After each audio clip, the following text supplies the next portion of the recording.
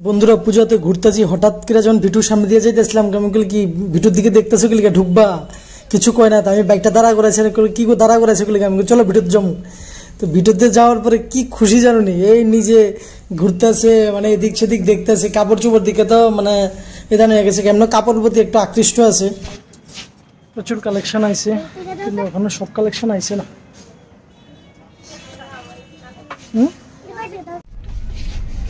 ভালো লাগছে, তুই ভালো লাগছে দেখছি।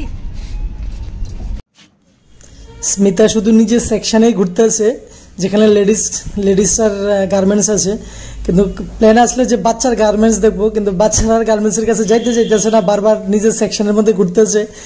তো এই ইচ্ছা ছিল নিজের লেগে কিছু কিনার, আপাতত আমি মানা করছি, আমি কইছি নতুন কালেকশন আয়োগ, ঠিক আছে পরবর্তী সময় দেখুন না। এই দেখো নিজের কালেকশনে নিজের বারবার জায়গাতে যায়, আমার দেখায় ছাড়তেছে না।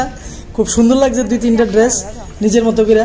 আর আমার বাবা খেলতে আছে নিজের মতো করে, তারপর কইতেছি তোমার সেকশনটা ছাড়ো, আবার বাচ্চাদেরকে মেন জায়গা যেখানে আসলো সেখানে চলো, যেখানে আমরা যাওয়ার কথা আসলো বাচ্চাদের এখানে।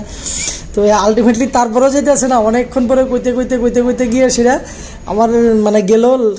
তারপরেও আমার কইতেছে যে একটা ড্রেস নিয়ে আনি, আমি তারপরেও কিনতে দিছি না আপাতত। কতবারে কই বাচ্চাটির জল লেগে নিজেরটির মধ্যে ঢুকে দেখো না, নিজের টিপ ঘুরতেছে না, বাচ্চাটির মধ্যে চলো। এই এখন গে যাইতেছে বাচ্চাটির মধ্যে। কি রয়েছে বাড়ি দিল আজকে এখান থেকে। এই দেখো বন্ধুরা, এখান থেকে বাড়িতে যাইতেছে না, যতবারই বাচ্চারা এটার মধ্যে ঢুকতে যায় নিজেরটার মধ্যে জায়গা।